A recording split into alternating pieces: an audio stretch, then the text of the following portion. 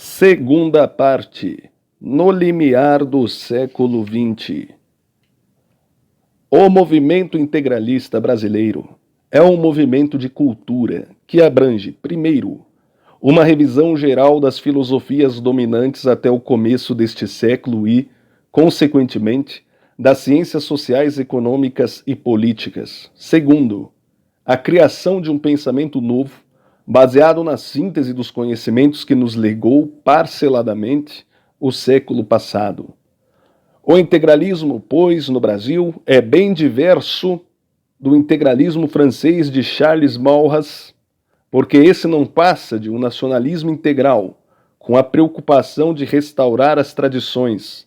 Diverso é também do integralismo lusitano, que transplantou o sentido tradicionalista da corrente gaulesa com a tendência de reatar o processo social moderno ao espírito medievalista.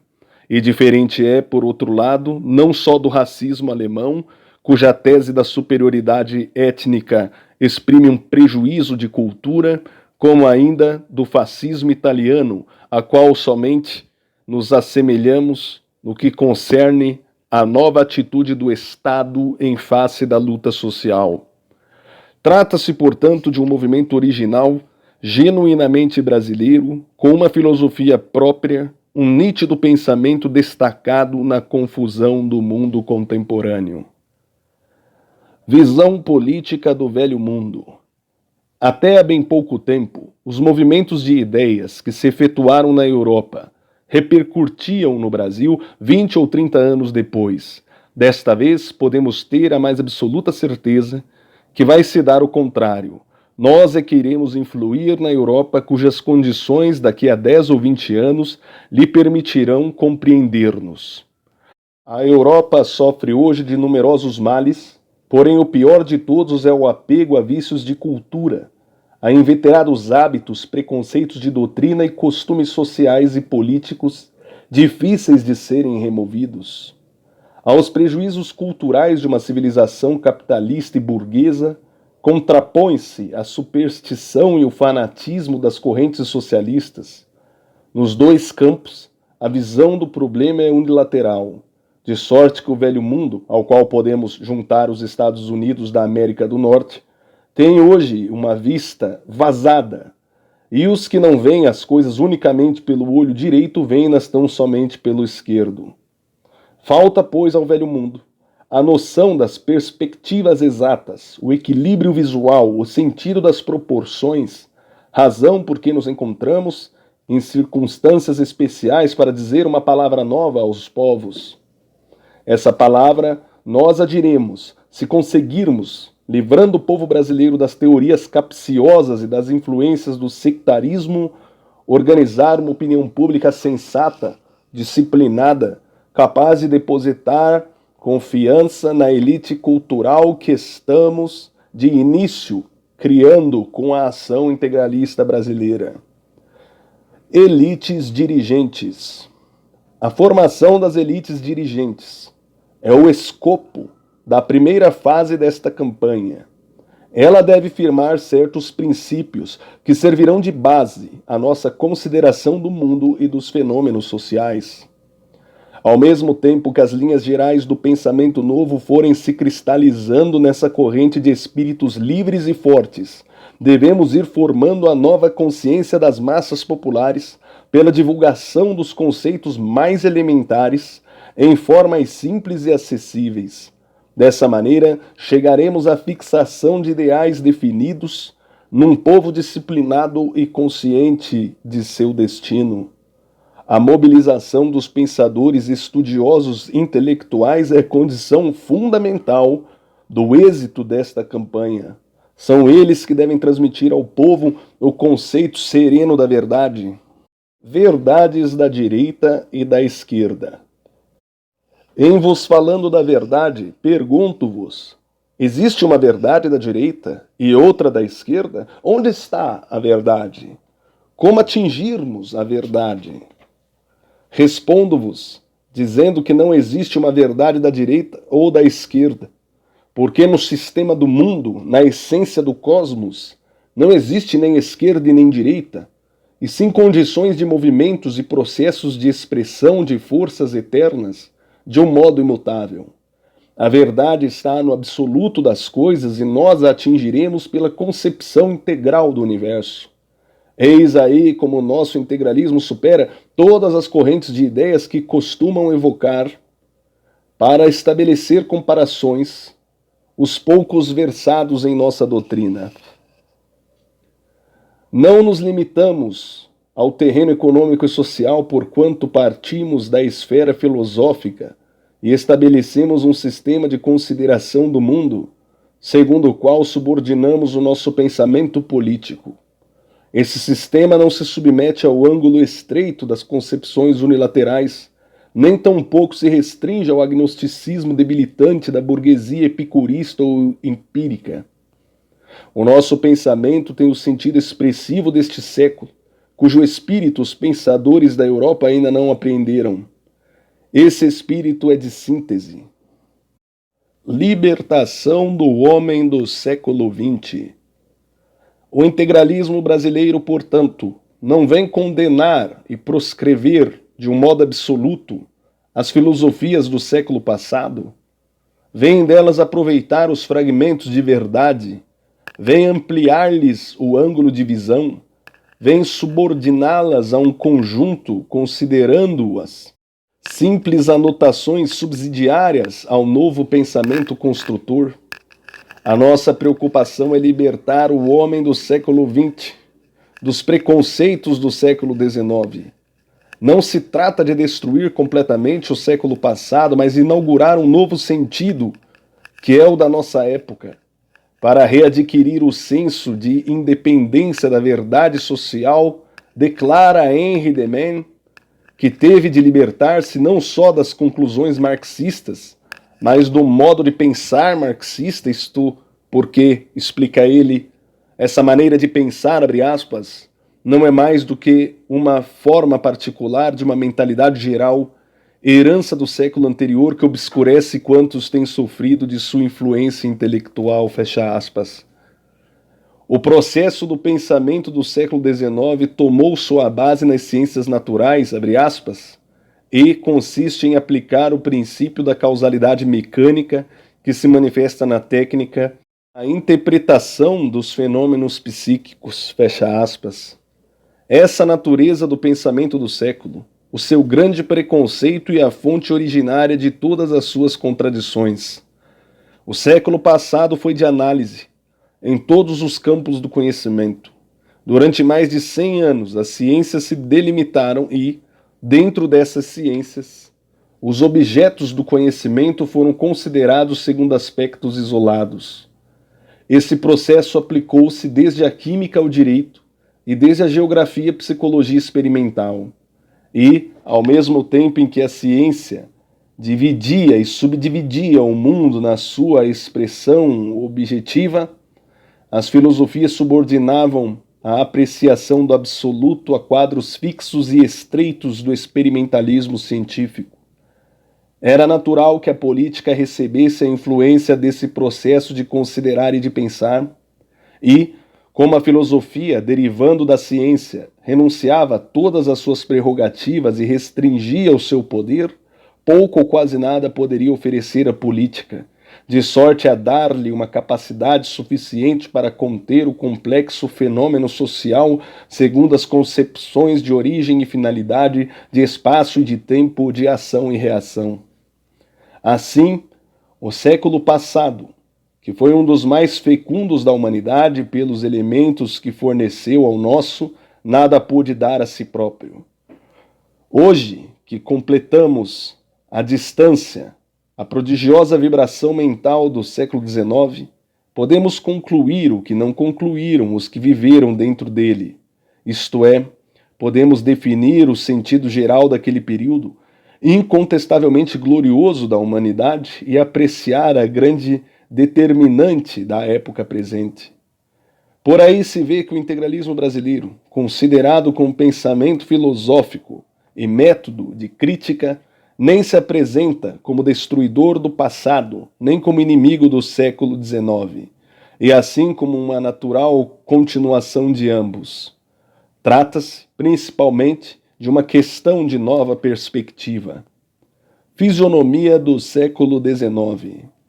A última metade do século XIX caracterizou-se pelos rumos originados de um só fato, que foi a colocação no mesmo plano da filosofia e da ciência. A ciência, pelo seu caráter experimental, materializou a filosofia, e esta, pela sua índole metafísica, logo contagiou a ciência, perdendo a filosofia sua transcendentalidade e ganhando a ciência um tom supersticioso que passou a dominar o mundo, à força de generalizações e profecias. Como consequência, as últimas décadas do século XIX foram governadas pelas hipóteses, às quais se emprestou mais valor do que aos dogmas. E a humanidade que, no dizer de Kant, despertara do sonho dogmático, adormeceu de novo no sonambulismo agitado das superstições transitórias. Tais suposições, no entanto, foram úteis, consideradas como pontos de partida para a apreciação objetiva e particularizada dos fenômenos. Abriram-se novos capítulos às ciências que adquiriram maior valor, maior vitalidade, justamente por se tornarem a priorísticas, malgrado a afetação de seus métodos indutivos, em consequência de suas preocupações, abre aspas, de provar, fecha aspas, e abrindo aspas novamente, de demonstrar, fecha aspas. Origina-se desse hibridismo filosófico-científico a extraordinária contribuição das pesquisas experimentais. O determinismo materialista mobilizou um cabedal enorme e inaugurou ciências novas que vêm desde a geografia social e a antropologia até os recentes métodos pedagógicos e psicanalíticos. O espírito da filosofia readquire o sentido grego da consideração do universo, abandonando completamente a concepção teológica. Nem por isso a própria tendência ao materialismo helênico, que já se esboçara muito antes e fora o próprio sopro animador da enciclopédia, deixaria de transportar para o século passado o conceito também grego do idealismo de Platão. Constitui este a essência profunda de um dos movimentos mais notáveis da filosofia, o hegelianismo, que trazia as mais graves e surpreendentes consequências. Depois de Hegel. Representa Hegel uma encruzilhada de que partirão dois adversários irreconciliáveis, os materialistas e os idealistas. Os materialistas evolucionistas, com a contribuição da dialética hegeliana, se chamarão marxistas. Karl Marx traz consigo três procedências que o marcam: o misticismo anarquista, embora Marx afirme ligar-se ao utopismo socialista de Saint-Simon, o determinismo evolucionista e a dialética de Hegel. A corrente contrária dos neo-hegelianos idealistas e dialéticos prossegue, aproximando-se das correntes espiritualistas, cuja expressão dominante é a neo-escolástica. De um lado desenvolveu-se a linha que, partindo da dialética de Hegel, se inclina para o evolucionismo, depois de transitar pelo conceito do materialismo dinâmico de Feuerbach, por sua vez, preso ao materialismo de Buchner. De outro lado, desenvolveu-se a corrente que, partindo também da dialética, sem rejeitar o primado da ideia que representa a própria essência do neoplatonismo hegeliano, aproxima-se de certa forma do sentido espiritualista da existência. Opera-se gradativamente neste campo a conjunção de dois mundos, a harmonia de dois conceitos, o da ideia em si e o da ideia segundo seus movimentos. A lógica formal não constitui uma contradição com o novo processo de pensar e conceber o universo. A lógica hegeliana não é mais do que uma nova expressão dinâmica de velhos conceitos estáticos. E quando, finalmente, o século XX, com uma maior capacidade de compreender, abre aspas, conjuntos de movimentos, fecha aspas, coloca Hegel no seu lugar exato, como um trecho apenas das expressões totalitárias do mundo, a tradição aristotélica está de pé. E, quando uma corrente de pensamento do século XIX vai ligar-se ao epicurismo e ao panteísmo dos gregos, a outra vem reinstaurar o prestígio da concepção aristotélica, aproveitando-se dos novos cabedais de conhecimento que o século XIX lhes fornece. São as duas faces extremas do pensamento ocidental, uma de afirmação em todos os sentidos, outra de negação completa. Contradições de Marx. É aqui que se evidencia a contradição marxista. A filosofia de Marx parte do princípio da precedência da matéria sobre o espírito. No começo existiu apenas matéria, depois veio a vida, finalmente a ideia e, em último plano, o espírito, o qual não passa de um mero clarão da matéria. A doutrina do materialismo histórico baseia-se no pressuposto da ideia da negação da própria ideia. Ela tem, portanto, uma origem idealista. Afastando-se do apriorismo dogmático, vai cair, por sua vez, no apriorismo científico, logo transformado em dogma. Negando o primado da ideia, afasta-se Hegel deste, aceitando apenas o processo dialético, que constitui o novo fatalismo marxista. Originando-se indiretamente de Kant, contradiz os métodos kantianos, pretendendo considerar provado aquilo que o relativismo do sistema crítico declara inacessível de prova. Cai assim mais do que no idealismo neoplatônico de Hegel, no próprio apriorismo dogmático, e enquanto declara morta a filosofia antiga, ele mesmo, o marxismo, reata a tradição teológica, partindo de um pressuposto intransigente, que é a negação da precedência da ideia e do espírito sobre a matéria. É a religião do ateísmo, intransigente como os maiores fanatismos. Aliás, Sorel procura desculpar o socialismo marxista escrevendo, abre aspas, a religião não é a única ocupante das profundezas da consciência. Os mitos revolucionários apresentam-se ali com as mesmas prerrogativas, fecha aspas. Essa frase de Sorel mostra como os marxistas acreditam pouco na sua ciência. Os discípulos de Marx pretenderam defendê-lo dizendo que ele pusera de pé a dialética de Hegel, que até então andara de cabeça para baixo. Nada mais errado, porque o idealismo é a essência da dialética. Esta não passa das duas pernas que caminham. Foi Marx, aceitando a dialética e rejeitando a ideia, que pretendeu uma filosofia de pernas para o ar. O marxismo é não somente unilateral na consideração do mundo, do homem e da sociedade, que ele só visiona do ponto de vista do desenvolvimento das forças materiais, mas é, sobretudo, contraditório, porque a negação não passa, em última análise, da própria afirmação. O conceito de precedência da matéria sobre a ideia representa ele mesmo a expressão da primordialidade de uma ideia, a ideia da negação. Subordinado todo o seu método crítico ao jogo dialético das forças econômicas e sociais, o marxismo objetiva a realização da síntese hegeliana numa sociedade que, depois de transitar pela ditadura do proletariado, possa abster-se dos governos e da ideia do Estado. Nesse ponto, o misticismo anarquista colabora fortemente na teoria de Marx, mas a dialética de Hegel esbarra numa contradição. A ditadura do proletariado seria já uma síntese entre a tese capitalista e a antítese socialista. Realizada a síntese, ela se transformaria imediatamente, segundo o processo hegeliano, em tese, e desta se originaria nova antítese, prosseguindo sem cessar o desenvolvimento do processo dialético.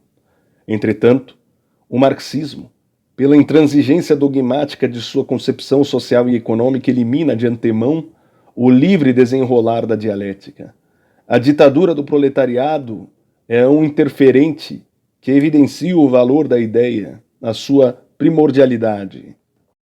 Mas a contradição marxista é maior ainda, porque, na consideração dos contrastes sociais, das ideias opostas do capital e do trabalho, abstrai todas as consequências da tese fundamental geradora do conceito materialista da história. Essa tese, que precedeu a ideia do capitalismo e a antítese do proletariado, é a ideia do próprio materialismo, isto é, a da negação da preexistência do espírito e da primordialidade da ideia. Ora, antes dessa tese gerar as concepções do capital e do trabalho, ela teria de gerar a sua contrária, isto é, a sua antítese, segundo o método hegeliano. Essa antítese seria a ideia de afirmação da precedência do espírito sobre a matéria. Seguindo a dialética hegeliana, o espírito negaria o espírito e a matéria negaria a matéria, produzindo-se a síntese, que seria a afirmação de ambos. Mas o marxismo, impressionado pelo cientificismo experimental erigido em filosofia de voo rasteiro, abandonou a ideia primitiva da concepção materialista do mundo e partiu do degrau imediato. Incorre, assim, dentro da sua própria filosofia num erro inicial. Daí a série de contradições em que se emaranha e o empirismo de seus métodos. Cumpre ainda notar que os princípios fundamentais da doutrina econômica marxista se baseiam em categorias irrevogáveis tais como, abre aspas, o interesse da aquisição, fecha aspas, a lei do mais-valor. Entretanto, Marx propõe uma sociedade futura, em novas bases, onde essas leis não terão mais aplicação nem cabimento. Por conseguinte, das duas uma. Ou essas leis são verdadeiras e a concepção da sociedade futura marxista é um erro, ou essas leis não são verdadeiras e, nesse caso, a economia marxista não tem base científica, ou então é que a filosofia de Marx tenta fugir do dogmatismo científico. Mas, se é assim, o marxismo não passa de uma reação idealista, portanto, contradiz a si mesmo. O marxismo como crítica. Agora, um pequeno elogio ao marxismo. A sua crítica ao desenvolvimento econômico da sociedade traz uma valiosa contribuição sobre um aspecto restrito, embora. Para aplicá-la, temos de partir do pressuposto do predomínio de uma civilização baseada no princípio materialista. Isto assentado, verificamos que o marxismo projeta intensa luz sobre o panorama da sociedade burguesa e capitalista. O erro do marxismo é aceitar como definitiva e triunfante a concepção burguesa da existência. O que ele nos oferece, como contribuição ao estudo da economia moderna, é o desenvolvimento das consequências do conceito materialista da história. Aproveitando-nos de suas observações, temos de concluir, entretanto, que o marxismo é incompleto, é unilateral, não passa de um simples capítulo baseado numa simples hipótese. Ele já não é uma teoria para moços, porque esses já pertencem ao século XX, que é de revisão geral de valores e de sintetização de conceitos. Depois de Marx, tivemos Einstein. O marxismo é a doutrina do tempo, da máquina de vapor, dos teares e da iluminação a gás. O integralismo é do tempo do rádio e das experiências de Picard. Isso, que parece não ter relação, tem uma profunda relação com os processos de pensamento. Por isso que Keyserling afirma, com muita observação e espírito, abre aspas, meu filho entende melhor o automóvel do que eu, porque ele é do tempo do automóvel, fecha aspas. O marxismo, pois, como crítica, foi uma luz que já prestou um serviço. É contemporânea dos bicos de gás e lampiões a querosene. Hoje preferimos a lâmpada elétrica. O panorama burguês. Consideremos, porém, o terceiro aspecto filosófico do século passado. É a filosofia burguesa. Enquanto os neo-hegelianos e os neo-escolásticos se prendem a Aristóteles e Platão, enquanto os marxistas vão buscar suas raízes mais remotas no pensamento de Epicuro, nós podemos afirmar que a burguesia nos apresenta certos traços que a identificam aos estoicos. O estoicismo é a filosofia dos povos em decadência, dos últimos atos crepusculares das tragédias gloriosas das raças. É a indiferença, a passividade, a incapacidade de reação, e esse é o espírito que domina o Estado burguês. Os governos liberais e materialistas assistirão indiferentes à passagem vitoriosa dos asiáticos, destruidores da personalidade humana, como os senadores de Roma, hieráticos, nas suas cadeiras, contemplavam a marcha invasora dos exércitos de Alarico. É o ceticismo anatoliano, flor esquisita do agnosticismo burguês e do deixar fazer, deixar passar do liberalismo democrático. A atitude antifinalista das filosofias burguesas criou o grande sentido de abstenção, de comodismo fatalista e de conformismo estoico. Impossibilitada de viver sem a contribuição do espírito, que é uma das 3 manifestações essenciais do homem, essa civilização criou, como impulsionadores da marcha política, pobres fetiches e deuses débeis, que deveriam conestar vagos princípios de moralidades, de harmonia social. A religião da humanidade de Comte ou a filantropia do pragmatismo americano não passam de superstições destinadas a substituir o elemento espiritual abandonado. Desde a enciclopédia, e principalmente depois da Revolução Francesa, a sociedade burguesa começou a criar ficções que, através de todo o século XIX até o começo deste, vieram denominando-se, abre aspas, soberania nacional, fecha aspas, sufrágio universal, civismo, liberdade, livre pensamento, palavras que se transformaram em tabus, como iria acontecer paralelamente ao rumo marxista, as frases luta de classes, pressão das massas, socialização dos meios de produção e outras. A filosofia e a política burguesa de fundo estoico afinavam-se no sentido de negar a possibilidade da interferência do homem na modificação da marcha social. Tudo devia subordinar-se ao ritmo normal do determinismo, não sendo de forma alguma possível a ação transformadora da ideia, enquanto o Estado é estoico, a sociedade é epicurista. O conformismo materialista. O coletivismo marxista parte dessa premissa lançada pela burguesia e prognostica, com admirável segurança, as consequências fatais.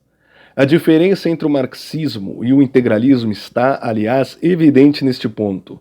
O marxismo aceita a premissa burguesa, nós integralistas nos rebelamos contra ela. O marxismo verifica uma situação, subordina-se a ela e prossegue. Nós verificamos essa situação, reagimos contra ela, primeiro pelo pensamento e finalmente pela ação. O marxismo é uma filosofia de escravos, o integralismo é uma filosofia de homens livres. A visão estreita da burguesia capitalista é a mesma do marxismo. Mas a burguesia passiva e gozadora é muito mais materialista do que o marxismo. Quem nega está afirmando a seu modo, mas quem dá de ombros, quem é indiferente diante do drama do homem, esse é que sabe negar com perfeição. Gigantes da montanha e anões de Nibelungen. Entretanto, contrapondo-se à mediocridade do pensamento burguês e ao oportunismo conformista dos adeptos de Marx, ergueu-se uma voz no século XIX que vibrou como um protesto universal. Foi a voz de Friedrich Nietzsche. Contra o individualismo rasteiro, egoístico da democracia liberal e contra o coletivismo anulador da personalidade humana, o pensamento gritante do criador de Zaratustra tem o valor de uma revolta, sibilando como um chicote de fogo às faces do século científico. Em Nietzsche encontramos a atitude anticristã de desprezo aos humildes, de glorificação dos homens superiores, atitude condenável de orgulho, de superdivinização dos heróis. Ela teve o mérito, porém, tão certo é que Deus fala pela boca de seus próprios inimigos, de mostrar, no instante em que se delineava a marcha coletivizadora, a anulação completa do indivíduo, prestes a transformar-se em peça de máquina, esta verdade suprema: o homem existe. E Nietzsche é a grande luneta de aumento, na hora em que o homem começava a perder a estatura moral e a desaparecer escravizado na massa. Eis porque hoje verificamos que Nietzsche foi também um trecho da verdade deturpada pelas projeções exageradas com que se apresentou. Era preciso que aparecesse Marx para mostrar as consequências de uma civilização materialista. Marx, por certo, é o próprio intérprete da burguesia, falando uma linguagem estranha que a sociedade materialista em pavor não reconhece. E a voz de Marx é a sua própria voz. Ele quer a destruição do indivíduo, que será assimilado para sempre no monstro da coletividade. O Deus de Comte, burguês prudente e cauto, transfigura-se no Moloque aterrador do socialismo. O homem animaliza-se, torna-se menos do que um animal, porque é uma peça de máquina. Sobre esse panorama da miséria, reboa a voz de Zaratustra, que desce da montanha. Mas ele, sendo também o erro, é o contraveneno de Marx. O marxismo quer os anões do Nibelungen. Nietzsche conclama os gigantes da montanha. Nós, integralistas, não queremos nem o anão, nem o gigante, mas apenas o homem integral. O grande sentido do século XX. Acreditamos, como Hegel acreditou, que a grande filosofia é, primeiramente, a história das filosofias. E por isso, tomamos de todo o cabedal que nos forneceu o século passado para construirmos com ele o século novo. Não somos ecléticos, compreendemos apenas que o ritmo do século XIX foi o ritmo das unilateralidades, das visões parciais. O único sentido totalitário do universo é ainda aquele ao qual nos ligamos. O pensamento de Aristóteles, a concepção da unidade diferenciada, a contribuição que trazemos a fim de adaptar a essência desse conceito do universo às condições do mundo contemporâneo é a mesma que nos fornecem a ciência do século passado e as considerações parciais que nós procuramos sintetizar. Pretendemos realizar a síntese do pensamento e, por consequência, a síntese política.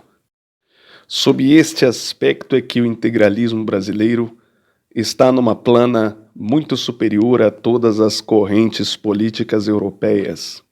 Somos mais avançados do que o fascismo, no qual, diga-se de passagem, temos muito que observar e aproveitar. Deixemos atrás, com uma distância de 50 anos, o socialismo marxista, o sindicalismo revolucionário. E aqui há uma nota. O sindicalismo revolucionário, estruturado segundo a luta de classes de Sorel, é um fenômeno de velhice que se transplantou criminosamente para o Brasil depois da Revolução de 30.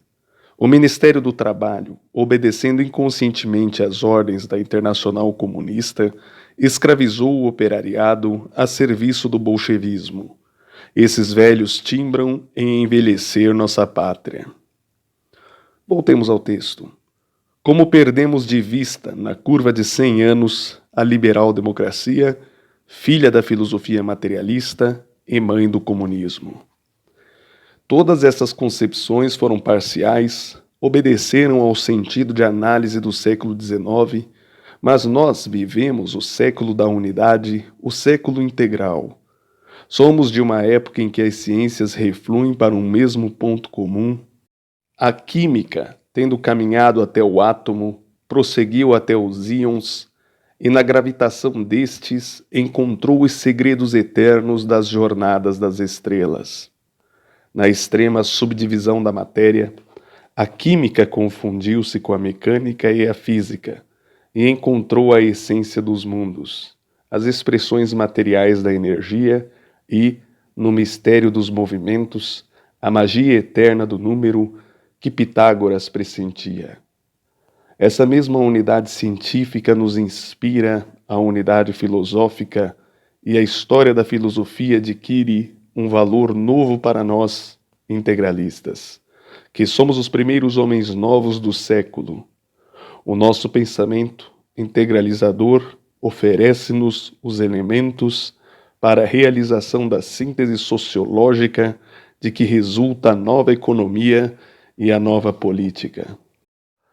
A nossa concepção do mundo, sendo totalitária, e realista leva-nos a considerar o homem não um animal superior, segundo o entendem os materialistas, nem tampouco um cidadão cívico, à semelhança da liberal democracia, mas um ser complexo, com tríplice aspiração, material, intelectual e moral. Convém explicar. A nossa concepção totalitária do universo e do homem repele a ideia do Estado totalitário. É evidente, não podemos inserir o maior no menor. Sendo o Estado uma criatura do homem, significa que o homem é maior do que o Estado. A nação é um grupo natural criado pelo homem, o Estado, o instrumento mediante o qual o homem ordena juridicamente a nação. Portanto, o instrumento do homem não pode dominar o homem. Logo, o Estado totalitário não pode ser aceito pela filosofia totalitária.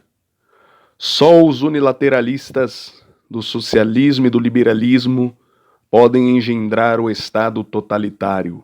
Nunca, porém, os integralistas, e isso por uma questão de coerência doutrinária.